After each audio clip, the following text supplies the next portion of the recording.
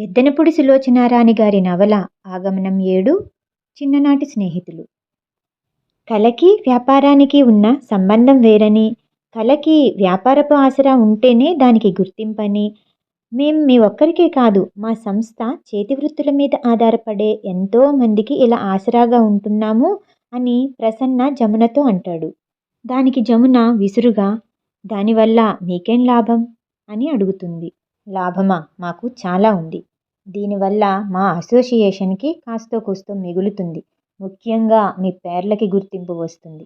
ఈ కమిటీలో చాలామంది ఆడవాళ్లే. వాళ్ళ భర్తలు కూడా మంచి వృత్తుల్లో ఉన్నవాళ్లే. వాళ్ళకి క్షణం తీరిక ఉండదు. ఈ ఆడవాళ్ళకి కారు, నౌకర్లు, చేతి నిండా డబ్బు, ఇలా అన్ని సుఖాలు ఉంటాయి. వాళ్ళకి కాలం గడవదు.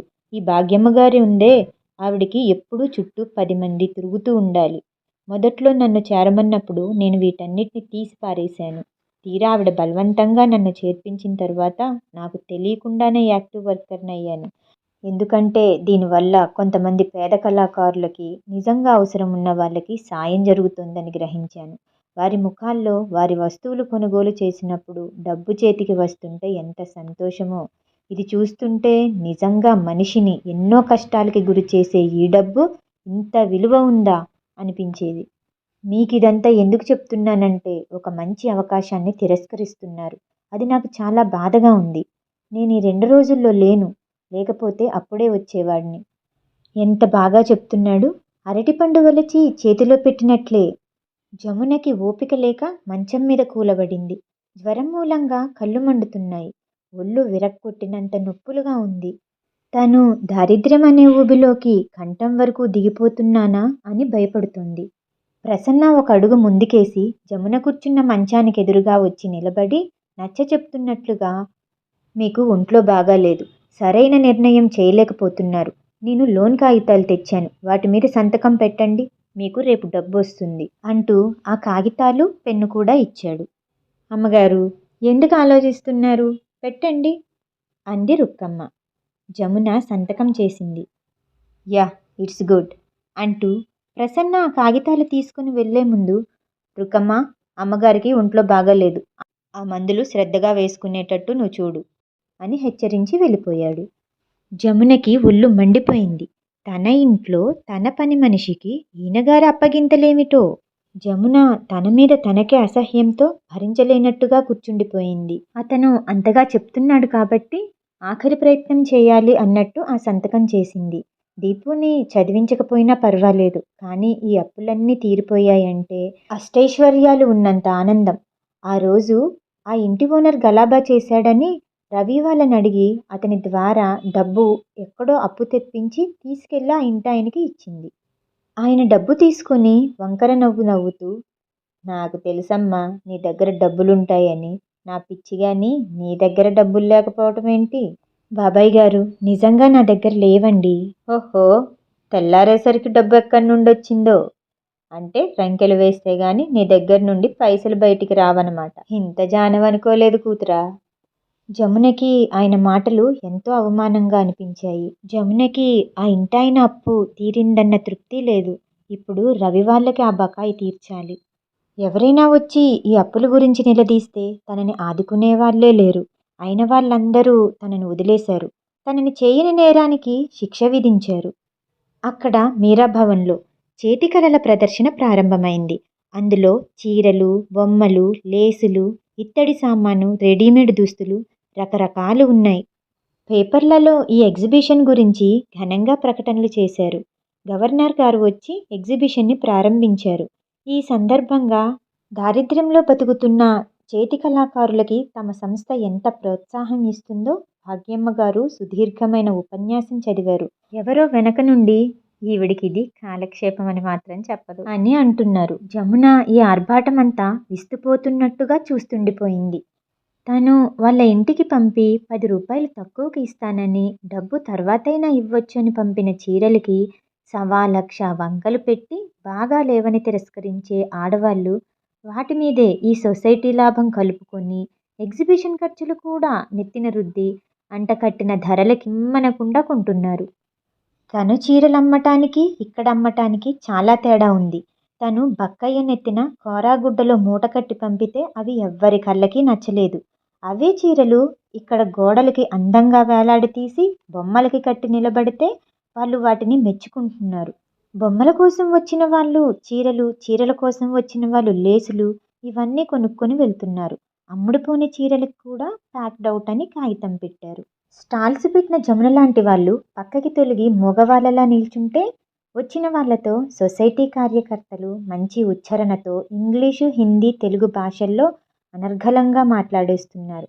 ఆ మాటలకి సంపరపడిపోతున్నారు వాళ్ళు. అక్కడ అడుగుపెట్టిన ఎవరికైనా అదొక రంగుల లోకంలా ఉంది.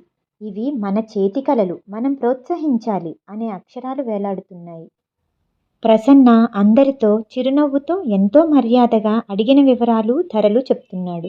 రెండో రోజు ఎగ్జిబిషన్లో లంచ్ టైంలో జమున టిఫిన్ తింటుండగా ప్రసన్న అక్కడికి వచ్చాడు. తింటున్న జమున లేచి నిలబడింది. ఎన్ని చీరలు అమ్ముడుపోయాయి అని అడిగాడు. జమున ఆశ్చర్యము, ఆనందము కలిపి సగం అయిపోయాయి అని విస్తుపోతూ చెప్పింది. గుడ్, మంచి స్టార్టింగ్. టిఫిన్ తింటున్నారా? ఏం టిఫిను? దోశలు.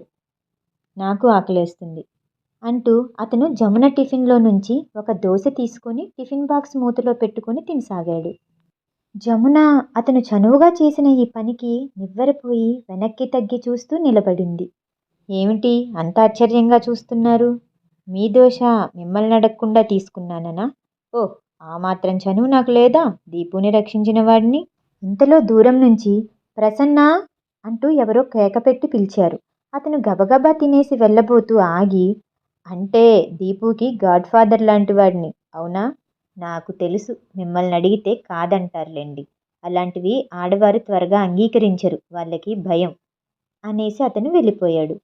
ఆ సాయంత్రం జమున ఇంటికి వెళ్ళటానికి రిక్షా కోసం చూస్తుంటే ప్రసన్న, నేను డ్రాప్ చేస్తాను రండి అని అన్నాడు. అయినా సరే వద్దండి, నేను రిక్షాలో వెళ్ళిపోతాను అని జమున ప్రసన్న పిలిచినా సరే వెళ్ళలేదు. ఈ రోజుతో ఎగ్జిబిషన్ అయిపోయింది. అమ్మకాలు అందరికీ బాగానే సాగాయి. అందరూ ఉత్సాహంగా ఉన్నారు. వచ్చే నెల బెంగుళూరులో పెట్టిస్తున్నాను, మీరంతా రావాలర్రా అని భాగ్యమ్మ గారు చెప్పారు. ప్రసన్న మధ్య మధ్యలో వచ్చి జమునని చూసి వెళ్తున్నాడు. మీకు అసలే ఇష్టం లేకుండా పెట్టించాను, నా బలవంతం మీద ఈ స్టాల్ పెట్టారు. మీకేదైనా ఇబ్బంది అనిపిస్తే నాకు చెప్పండి అంటూ ప్రసన్న వెళ్ళిపోయాడు. ప్రసన్న వెళ్ళిపోయిన తరువాత పక్క స్టాల్ అమ్మాయి అడిగింది, ఈయన మీ బంధువా? జమున కాదన్నట్టు తల ఊపేసరికి, క్షమించండి, ఆయన అంత చనువుగా మాట్లాడుతుంటేను అలా అడిగేశాను, ఏమనుకోకండి అని తన పని తను చేసుకుంటూ పోయింది ఆ పక్క స్టాల్ అమ్మాయి. జమున ప్రసన్న చనువుని గత్యంతరం లేని దానిలా భరిస్తుంది. అతను భాగ్యమ్మ గారితో జమున అని ఏకవచనం చెప్పటం వింది. ఇంకా లాభం లేదు, మాధవితో మాట్లాడి తీరాల్సిందే అని అనుకుంది. ఎగ్జిబిషన్ ఆఖరి రోజు. అందరూ కులాసాగా కాలం గడుపుతున్నారు. ఒకరింటికి ఒకరిని ఆహ్వానించుకుంటున్నారు. బెంగుళూరులో తప్పక కలుసుకుందాము అంటూ హామీ తీసుకుంటున్నారు. మధ్యాహ్నం లంచ్ టైంలో జమున చీరలు సర్దుతుంది. ప్రసన్న అక్కడే పక్క స్టాలులో లేస్ అమ్మకం పట్టిక విలువలు చూస్తున్నాడు. ఇంతలో అతని ఫ్రెండ్ మురళి వచ్చాడు. ప్రసన్న, పూతరేకులు తింటావా అని అడిగాడు. గోదావరి జిల్లా వాడిని కదా, పూతరేకులు ఎందుకు తినను అంటూ చేయి చాచాడు ప్రసన్న. మురళి ప్లేట్లోది తీసి ఒకటిచ్చాడు.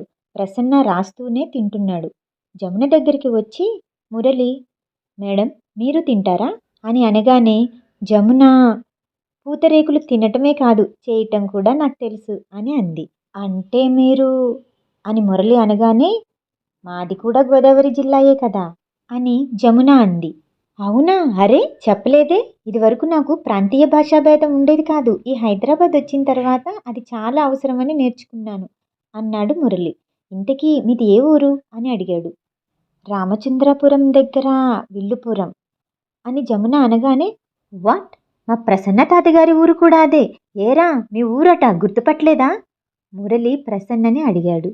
ప్రసన్న అప్పటికే ఆ స్టాక్ రాయటం పూర్తి చేసి జమున టేబుల్ దగ్గరికి వస్తూ, మీ అమ్మకాల బుక్ ఏది అంటూ చేయి చాచాడు. మీది విల్లుపురమా అని జమున అడగగానే ప్రసన్న అవును అన్నట్టు తల ఊపాడు. జమునకి ఆ ఊరిలో తనకి తెలియని ఇల్లు లేదు. మీరు ఎక్కడుండేవారు అని ప్రసన్నని అడిగింది. ఇంతలో మురళి కల్పించుకొని, పాండురంగయ్య గారి మనవడండి, సుగుణమ్మ గారి అబ్బాయి అని అంటుండగానే జమున కళ్ళల్లో ఆశ్చర్యం నిండుకుంది. గుర్తుకు వస్తున్నట్టుగా వేలుపెట్టి చూపిస్తూ, సుగుణమ్మ గారి అబ్బాయి నాకు కృష్ణ అని ఒకతను తెలుసు. ఆ మాట విన్న మురళి ప్రసన్న వీపు మీద చరుస్తూ, అయ్యో, వీడేనండి, వీడి పేరే ప్రసన్న కృష్ణ అంటూ ఆశ్చర్యంతో గట్టిగా అరిశాడు. జమున ఆనందం ఆశ్చర్యంతో, ఏమిటి, కృష్ణ నువ్వా అంటూ ప్రసన్ననే చూసింది. ప్రసన్న అవునన్నట్టు తల ఊపాడు. ఒక్కసారిగా ఇద్దరి కళ్ళల్లో ఆనందం తొణికెసలాడింది. ఇద్దరి మనసులు గతంలోకి ఎగిరిపోయాయి.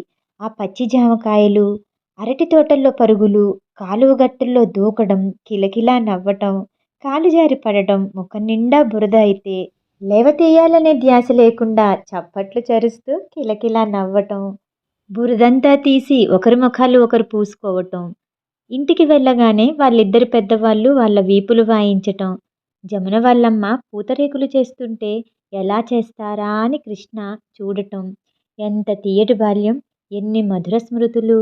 జమున ప్రసన్న ఆ తీపి జ్ఞాపకాలు మళ్ళీ గుర్తు చేసుకున్నారు.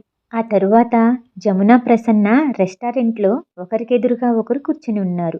వారు అక్కడికి వచ్చి చాలాసేపు అయినట్టుగా టేబుల్ మీద ఇద్దరి మధ్య ఉన్న ఖాళీ ప్లేట్లే చెప్తున్నాయి. ఇద్దరూ చెంపకి చేయానించుకొని మధ్య మధ్యలో ఆనందంతో మాటలే కరువైన మగవారిలా ఒకరిని ఒకరు తనివి తీరా చూసుకుంటున్నారు. ఒకరిని చూస్తుంటే ఒకరికి ఎనలేని ఆనందం.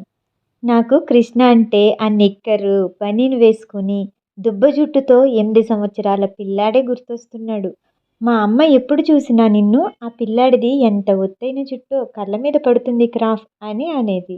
జమున అలా నవ్వుకుంటూ అనగానే ప్రసన్న చిరునవ్వుతో ఇప్పుడిప్పుడే ఇరుపక్కల పైకి పోతున్న క్రాఫ్ని మునివేళ్లతో పైకి తోస్తూ, ఇప్పుడిప్పుడే బట్టతల ప్రారంభమవుతుంది. నాకు కూడా నిన్ను చూస్తుంటే పిలక జడ, ముఖానికి పెంచిన రింగులు, పొట్టి జాకెట్టు అంటూ అతను నవ్వేశాడు. అవును, ఆ రింగులు మా పిన్ని కూతురువి. ఎప్పుడు పెట్టుకుంటాను అని ఏడ్చేదాన్ని. మా అమ్మ నీకు బాగలేవే అన్నా కూడా వినేదాన్ని కాదు అంటూ గలగలా నవ్వేసింది జమున. జమున అలా నవ్వుతుంటే ప్రసన్న తనివి తీరా చూస్తున్నాడు. జమున నవ్వుతుండగా చూడడం ఇదే ప్రథమం. ఇంతలో సర్వర్ కాఫీ కప్పు తీసుకొచ్చి వారి ముందు పెట్టాడు. ఇద్దరూ కాఫీ తాగుతుండగా జమున అడిగింది, చిన్నప్పుడు మనం మా వరండా మెట్ల మీద కూర్చుంటే ఏం చెప్పేవాడివో గుర్తుందా కృష్ణ అంది. అతనికి అస్సలు గుర్తుండదు అనే ధీమాతోటి. అతను గుర్తుంది అన్నట్టుగా తల ఊపాడు. అయితే ఏమిటి చెప్పు. మనం కూర్చున్న ఆ టైంకి ఆకాశంలో విమానం వెళ్ళేది. దాన్ని చూపించి నేను పెద్దయిన తర్వాత నిన్నందులో తీసుకెళ్తాను అని చెప్పేవాడిని. అతను ఒక్క అక్షరం కూడా మర్చిపోకుండా ఆ మాటలు చెప్తుంటే జమున కళ్ళల్లో నీళ్లు చెమర్చాయి. అరే కృష్ణ, నువ్వు మర్చిపోకపోవటం నాకు చాలా ఆశ్చర్యంగా ఉంది. నువ్వు కూడా ఆ విషయాలు మర్చిపోకపోవడం నాకు చాలా ఆనందాన్నిస్తుంది. ఆ రోజులు ఎంత బాగుండేవో కదా కృష్ణ. ఆ ఊరు చుట్టూ ఉన్న అరటి తోటల పచ్చదనం, కొబ్బరికాయల గుట్టలు, ఆకాశం పైనుందా కింద ఉందా, ఆ రోడ్డుకి ఇరుపక్కల ఉన్న కాలువలు, ఓహ్, అసలు ఆ జ్ఞాపకాలే నేను మర్చిపోలేకపోతున్నాను. ప్రసన్న కళ్ళు మూసుకొని వేరే లోకంలోకి వెళ్ళిపోతున్నట్టుగా అంటున్నాడు. జమున అతన్నే చూస్తోంది. అతన్ని అలా చూస్తున్న కొద్దీ జమునకి ఆనందం ఇంకా ఇంకా రెట్టింపవుతుంది. కృష్ణ, నేనని నీకెప్పుడు తెలిసింది? ప్రసన్న కళ్ళు తెరిచి, నువ్వు మాధవి వదిన పంపిన చీరల ప్యాకెట్ తెచ్చి మా ఇంట్లో ఇచ్చి వెళ్ళినప్పుడు నా ఫ్రెండ్స్ వచ్చారు. వాళ్ళల్లో ఒకతను ఏదో వాగాడు. అతనికి నువ్వు తెలుసుట. మాటల సందర్భంలో మీ వదినకి అతను దూరపు బంధువు అని తెలిసింది. యథాలాపంగా మీ అన్నయ్య పేరు, మీ ప్రసక్తి వచ్చింది. జమున కళ్ళు టేబుల్ మీదకి వాలాయి. మరి అప్పుడే నాకెందుకు చెప్పలేదు నేను ఫలానా అని అడిగింది ఆశ్చర్యంగా. దాని గురించి ఏమడుగుతావు? చెప్పడానికి ఎన్నిసార్లు ప్రయత్నం చేశాను, కానీ సమయం కుదరలేదు. ఒకసారి వస్తే మీ ఇంటి ఆయన పురాణం విప్పాడు. అది సందర్భం కాదని అనుకున్నాను. ఇంకోసారి నువ్వేదో చికాకుల్లో ఉన్నావు. నువ్వసలు నా పరిచయం తిరగేయడానికి ఇష్టపడతావో లేదో అని అనుకున్నా. నువ్వు ఫలానా అని తెలిసే అంత చనువు తీసుకొని నీతో ఎగ్జిబిషన్లో చీరలు పెట్టమని బలవంతం చేశాను. కానీ నువ్వు నా చనువుని అపార్థం చేసుకున్నావు. ఇంకొన్ని రోజులు ఏడిపిద్దామని అనుకున్నాను. అతను జమునాని సంబోధించడాన్ని తను మండిపడడం గుర్తు చేసుకుంటూ, ఓ గాడ్, అని జమున చేత్తో కళ్ళు మూసుకుంది. ఇంతలో సర్వర్ బిల్లు తీసుకొచ్చాడు. ప్రసన్న బిల్లు చెల్లించి వెళ్దామా అని అన్నాడు. జమున, ప్రసన్న ఇద్దరూ బయటికి వస్తుంటే భాగ్యమ్మ గారు ఇంకో నలుగురితో వస్తూ ఎదురయింది. ఆవిడ జమునని యగాదిగా చూస్తూ ప్రసన్నని పలకరించేసరికి ప్రసన్న కాఫీ తాగి వెళ్తున్నాం అని చెప్తూ కారు దగ్గరికి వెళ్ళిపోయాడు. జమున ప్రసన్నని అనుసరించింది. ప్రసన్న కారు ముందు డోరు తెరిచి జమున కోసం పట్టుకున్నాడు. జమున సందేహించింది. అమ్మా, ఇంకా అనుమానం దేనికి అని ప్రసన్న అనగానే జమున వచ్చి మారు మాట్లాడకుండా కూర్చుంది. అతను డ్రైవింగ్ సీట్లో కూర్చున్నాడు. కారు కదులుతుంటే భాగ్యమ్మ గారు అటే చూడటం మిర్రర్లో నుంచి కనిపించింది.